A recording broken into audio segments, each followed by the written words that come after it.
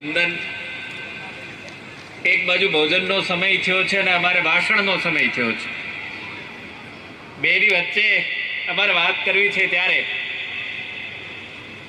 આજે ભણવું જોઈએ એની બધાને ખબર છે કે ભણવું જ જોઈએ એમ, પણ શું ભણવું જોઈએ એનું લગભગ કોઈને ખબર નથી.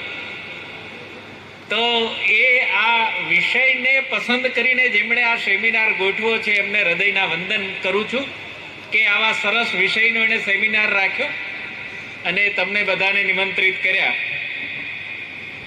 એની સામે હવે જે લોકો હાથ સાથે લઈને આવ્યા એ તાલીઓ પાડે. ફરી મારો અવાજ સાંભળે. હવે જે લોકો મોં સાથે લઈને આવ્યા એ હશે, આમ ખુલ્લામનથી હશે એમ. જે લોકો નથી હસ્યા એનો અર્થ એવો છે કે હજુ મોં માથું સાથે લઈને નથી આવ્યા.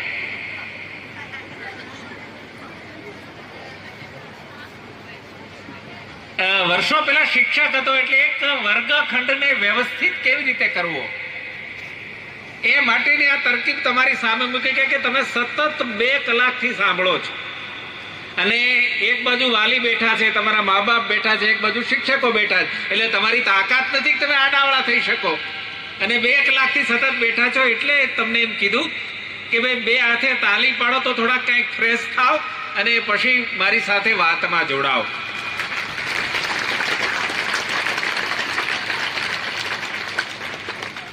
મારા ભાષણ માટેનો જે આખો વિષય છે એને બદલી નાખું છું.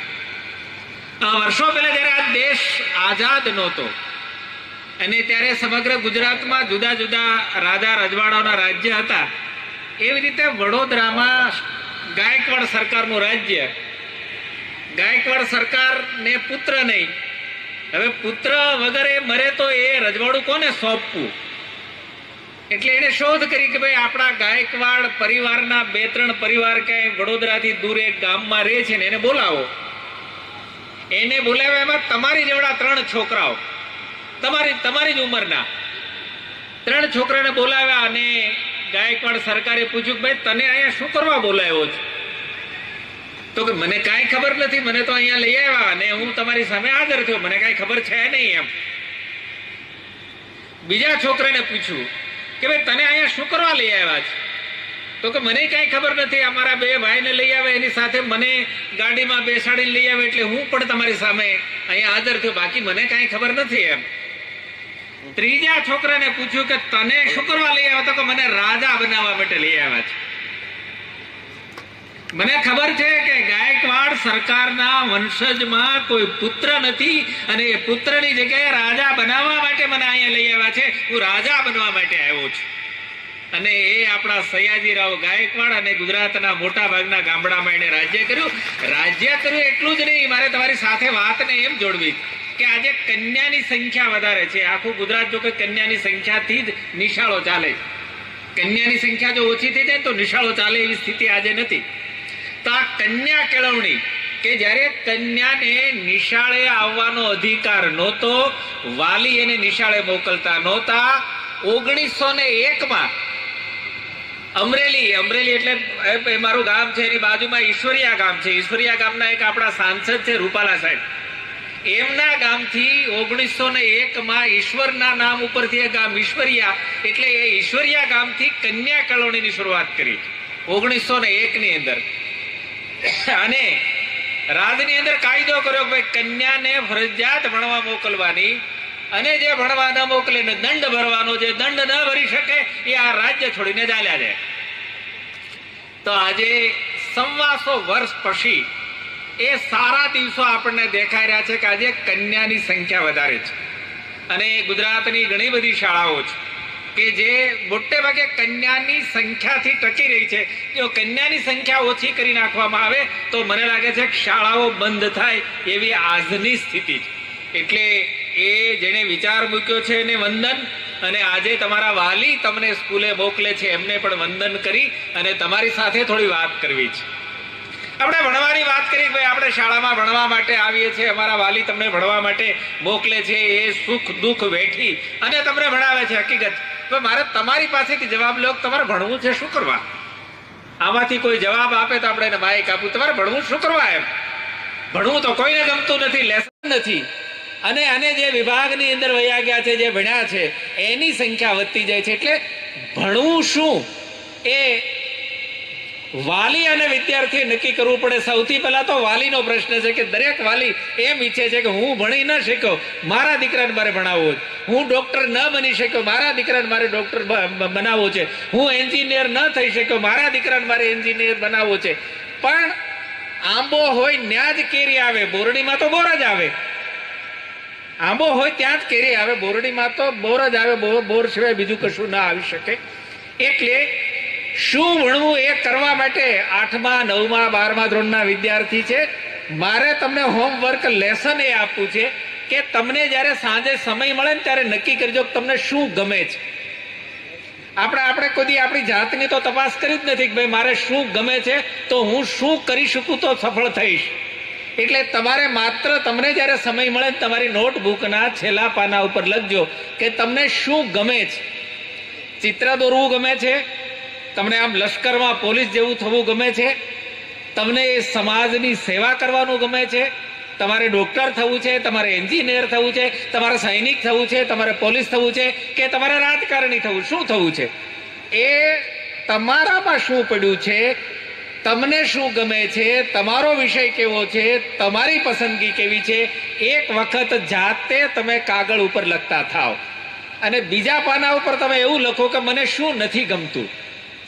પેલા પાના ઉપર લખો કે મને આ બાબત ગમે છે, મને ચિત્ર દોરવું ગમે છે, મને ગાવું ગમે છે, મને અભિનય કરવો ગમે છે, મને નાટક કરવું ગમે છે. એ જે ગમતાની યાદી કરવાની. અને બીજા પાના ઉપર તમે લખો કે મને શું નથી ગમતું. તો કે મને અડધી રાતે હોમવર્ક કરવું નથી ગમતું, મને સાયન્સ ભણવું નથી ગમતું, મને અંગ્રેજી નથી ગમતું, મને ગણિત નથી ગમતું, અથવા તો મને ગણિત ગમે છે, મને સાયન્સ ગમે છે, મને પ્રયોગ કરવા ગમે છે, મને કમ્પ્યુટર લેબ ઉપર બેસવું ગમે છે. તો એક બાજુ ગમતાની યાદી અને એક બાજુ ન ગમતાની યાદી. આ બે યાદી કર્યા પછી ક્યારેક તમે તમારા વાલીને વાંચવા આપજો. તમારા વાલીને, તમારા મા બાપને વાંચવા આપજો. અને એ મા બાપ એ યાદીના આધારે નક્કી કરી શકશે કે ભાઈ મારું બાળક એ આમાં જવા પાત્ર છે ને મારું બાળક છે આ ફેકલ્ટીમાં જવા પાત્ર છે. બાકી 12મા ધોરણમાં પછીની જે કોલેજ, ડિપ્લો, એન્જિનિયરિંગ, જે વિવિધ કુણાલભાઈ વિવિધ ફેકલ્ટીની જે વાત કરી એમાં બધામાં તમે જઈ શકો. પણ જેની તમને રસ નથી, જેમાં તમને રુચિ નથી, જેમાં તમારી વિશેષ આવડત નથી, એમાં જઈ અને શું કરી શકાય. એમણે એમ કીધું કે ભાઈ 1.5 કરોડની આ વસ્તીની અંદર સંખ્યાનો જે વધારો છે ત્યારે સવાલ ક્વોન્ટિટી નહીં ક્વોલિટીનો સવાલ છે કે ભાઈ અત્યારે જે કરો તે સારું કરો, જે ભણો તે સારું ભણો. સારું ત્યારે જ ભણી શકાય કે તમારી રસ રુચિ જેમાં હોય એમાં જ સારું તમે ભણી શકાય. એટલે પહેલું લેસન એ કે તમને શું ગમે છે એની યાદી, અને બીજું લેસન કે તમને શું નથી ગમતું તેની યાદી. શક્ય હોય તો તમારા વાલીને વંચાવજો, અને શક્ય હોય તો તમારા શિક્ષિકા બેન, તમારા ગુરુજી જે છે એને વંચાવજો. અને નક્કી થશે કે આ બાળકમાં આ ટેલેન્ટ છે, આ હોશિયારી છે, આ સમજ છે, આ સૂઝ છે. અને એને આધારે 12મા પછી એને કયા ફેકલ્ટીમાં એને એડમિશન લેવું એ નક્કી થશે. અને એની રુચિ પ્રમાણે જો એ એડમિશન લેશે તો મને લાગે છે કે જીવનમાં સફળ થશે. આ દીકરો બોલ્યો તો મારે જીવનમાં સફળ થવું છે, એવી રીતે સફળ થશે કે એને જેમાં રસ હતો તે. અમરેલીમાં એક ભાઈ એ કશું જ કરે નહીં, આખો દિવસ આંટા મારે. એટલે અમને આમ નવાઈ લાગે કે આ ભાઈ કાંઈ કરતા નથી, આંટા મારે છે, આનું જીવન ધોરણ કેવી રીતે ચાલતું હશે. કાંઈ કરે નહીં, આખો દિવસ અમરેલીમાં આખી ચક્કર મારે. અને અમે બધા જે નવા કવિ લેખકો હતા એની પાસે આવીને બેસે, વાતો કરે એમ. પછી એક જણને પૂછ્યું કે ભાઈ આ ભાઈ કરે છે શું? તો કે સારામાં સારા ચિત્રકાર છે. અને એને જ્યારે મૂડ આવે છે, એને જ્યારે મજા આવે છે, એને જ્યારે આનંદ આવે છે ત્યારે એના રૂમની અંદર ચિત્ર દોરે છે. અને મહિનામાં એકાદ ચિત્ર માંડ દોરે છે. અને એ મુંબઈની જહાંગીર આર્ટ ગેલેરીમાં એ ચિત્ર મોકલાવે છે. અને એ ચિત્ર આ 30 વર્ષ પહેલાની વાત કરું ત્યારે ઓછામાં ઓછા 1.5 લાખ 50,000 એ ચિત્રની કિંમત આવે છે. અને ચિત્ર પરદેશની અંદર જાય. હવે આપણને એમ થાય કે ચિત્ર એ વ્યવસાય હોઈ શકે, પણ એ કરોડો રૂપિયા, લાખો રૂપિયા ચિત્રમાંથી કમાતા હતા. એટલે તમારી રસ અને રુચિ શું છે એ તમારે નક્કી કરવું પડે. મોટા ભાગે મોટી ઉંમરના ઘણા લોકો જ્યારે મળે ને ત્યારે કહે કે યાર મારે તો પ્રોફેસર નિવૃત્ત નથી થવું, મારે અધિકારી તરીકે નિવૃત્ત થવું છે. અને તરત જ 12મા ધોરણની પરીક્ષા આપી, ઘેરે બેઠા 12મા ધોરણની પરીક્ષા આપી, સારા ટકા આવ્યા એટલે એક્શનલ કોલેજ શરૂ કરી. એક બાજુ નોકરી ચાલુ, એક્શનલ કોલેજ કરીને BA પૂરું કર્યું. તો કે ભાઈ BA થી તો અટકવું નથી, મારે તો પ્રોફેસર થવું છે. MA કર્યું. હવે MA જ્યારે પૂરું કર્યું ત્યારે પ્રોફેસરની લાયકાત 52.5% હતી કે ભાઈ 52% જેને MA ની અંદર આવે એટલે એ પ્રોફેસર થઈ શકે. 52% આવી ગયા, આપણે રાજી થઈ ગયા, બસ હવે આપણો પ્રોફેસર થઈશું એમ. એ વખત ગામડામાં ન છાપું આવે, ન જાહેરાતની ખબર, અને એમ કરતા કરતા પ્રોફેસરમાં વારો નહીં આવ્યો અને પછી પ્રોફેસરની લાયકાત 55% થઈ ગઈ. આપણે એમાંથી નીકળી ગયા. હવે શું કરવું? તો કે ના, હજુ આગળ જવું. તો કે હવે B.Ed કરો. એટલે 1 વર્ષની કપાત પગારી રજા મૂકીને B.Ed કર્યું. અને B.Ed કર્યા પછી કેળવણ નિરીક્ષક થયો અને ગાંધીનગર સિલેક્ટ થયો અને છેલ્લા 27 વર્ષથી ગાંધીનગરના અધિકારી તરીકે કાર્યરત રહ્યો. એક શિક્ષક તરીકે કારકિર્દીની શરૂઆત કરી અને એક અધિકારી તરીકે નિવૃત્ત થયો. અને આજે એ બધી વાત કરવા માટે સક્ષમ હોવાના કારણે તમારી સામે ઊભો છું. તો ભણવું શું એ તમારે નક્કી કરવું પડે. IPS અને IAS અધિકારી બિહારમાંથી વધારે આવે છે. શું કરવા આવે? મને લાગે કુણાલભાઈ વાત કરશે, રહી ગઈ, પણ હું એ વાતને જોડી દઉં. ત્યાંથી શું કરવા આવે છે? તકે એ લોકો, તમારો સમય 5 મિનિટ લઈશ, પણ હવે કેવું પડશે. એ લોકો, એના વાલી, અહીંયા વાલી બેઠા છે, એને વિનંતી કરવાની કે 10મું ધોરણ છોકરો પાસ થાય ને ત્યાંથી એ નક્કી કરી લે કે આને IAS અથવા તો IPS બનાવવો છે, અને અધિકારી બનાવવાનો, ઓફિસર બનાવવો છે.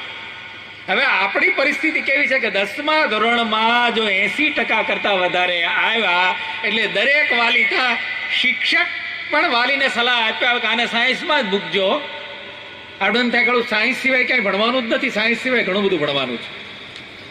એટલે એ લોકો ત્યાં 10મા ધોરણ પછી એને સાવ સામાન્ય વિષય રખાવે, સાવ સામાન્ય. અને એ 10મું, 11મું અને 12મું ધોરણ પાસ કરે ત્યાં સુધી એને સાવ સામાન્ય વિષય, પણ 10મા ધોરણથી એને ઇતર વાંચન, બાહ્ય પુસ્તકના વાંચનની શરૂઆત કરાવે. આજે ગાંધીનગરમાં ઓછામાં ઓછા 60 થી 70,000 વિદ્યાર્થીઓ આ સ્પર્ધાત્મક પરીક્ષાની તૈયારી કરવા માટે ગાંધીનગરમાં 60 થી 70,000 છોકરાઓ કહું છું રહે છે. પણ પરિસ્થિતિ એ છે કે BA પૂરું કરી નાખ્યું. તો હવે શું કરવું? તો કે સ્પર્ધાત્મક પરીક્ષાની તૈયારી કરો. તરસ લાગી છે ને, આપણે કૂવો ખોદવા નીકળ્યા છે એટલે પાસ નથી થતા. ઘણી બધી પરિસ્થિતિમાંથી સંકળાયેલો છું એટલે જાહેર કરવાની જરૂર નથી. પણ 100 પરીક્ષા આપે છે ને એમાંથી માત્ર અડધો ટકો પાસ થાય, અડધો ટકો. તો 99% ક્યાં જાય? તો કે એ બધા આમ નામ BA થઈ ગયા, MA થઈ ગયા, રસ રુચિ વગર, એટલે કોઈ નોકરી નથી લાગતા. એટલે એ 10મા ધોરણથી વાંચવાની શરૂઆત કરી દે. એ 12મું પૂરું કરે ત્યાં સુધીમાં તો ગુજરાતીની બધી નવલકથાઓ વાંચી લે. અને એ BA ગ્રેજ્યુએશન પૂરું કરે ત્યારે એ જગતનું સાહિત્ય વાંચી લે. અને જે જગતનું સાહિત્ય વાંચી લે અને એ સ્પર્ધાત્મક પરીક્ષાની જ્યારે પહેલી પરીક્ષા આપે ત્યારે એ પહેલી પરીક્ષામાં સૌથી પહેલો પાસ થાય, ઓરલમાં પાસ થાય અને બહુ ઓછા સમયની અંદર એ અધિકારી તરીકે નિમણૂક પામે. મારી વાતને અહીંયા સંકેલીને પૂરી કરું છું. તમને વિનંતી માત્ર એટલી છે કે તમે 8મામાં હો, 10મામાં હો, 12મામાં હોય, સાથે સાથે તમારા લાઇબ્રેરીમાં જે પુસ્તકો છે એ પુસ્તકો વાંચવાની આજથી શરૂઆત કરી દો. અને પુસ્તકો વાંચી અને તમારી સાથેના તમારા મિત્રો, તમારા ભાઈ બહેન, હવે ભાઈ બહેનનો મોટો પ્રશ્ન છે. ઘરની અંદર એક જ દીકરી હોય, એક જ દીકરો હોય, એટલે કાલ સવારે આ દીકરીઓ એમ કહેશે એની મમ્મીને, એના વાલીને કે નણંદ કોને કહેવાય? નણંદ જ ન હોય ને એમ. ભાભી કોને કહેવાય? એ જ નહીં હોય. મામી કોને કહેવાય? એ જ નહીં હોય. ભાઈ કોને કહેવાય? એ નહીં હોય. કે ઘરમાં એક જ હશે, દીકરો એક જ હશે, એને કાકાની ખબર નહીં હોય, એને ભત્રીજાની ખબર નહીં હોય. એક આખી સંસ્કૃતિ ક્યાં જઈને ઊભી રહેશે એ તો સમય કહેશે, વાત કરવાનો મુદ્દો નથી. પણ તમે જે પુસ્તક વાંચો એ પુસ્તકની ચર્ચા કરી અને એમાંથી શું સારું લાગ્યું એ પણ તમારા પુસ્તકમાં નોટ કરતા રહેશો. તો મને લાગે છે કે આ કારકિર્દી સેમિનારમાં અહીંયા 500 છોકરાઓ બેઠા છે, એમાંથી 5 છોકરા પણ જો સફળ થશે તો મને લાગે છે કે આ કારકિર્દી સેમિનાર સફળ થયો છે. છેલ્લી વાત એ કરવી છે માંગીલાલની, કે ક્યારેક તમારા ટ્રસ્ટી છે એવું ભૂલી જજો. ટ્રસ્ટીને ભૂલી અને શિક્ષક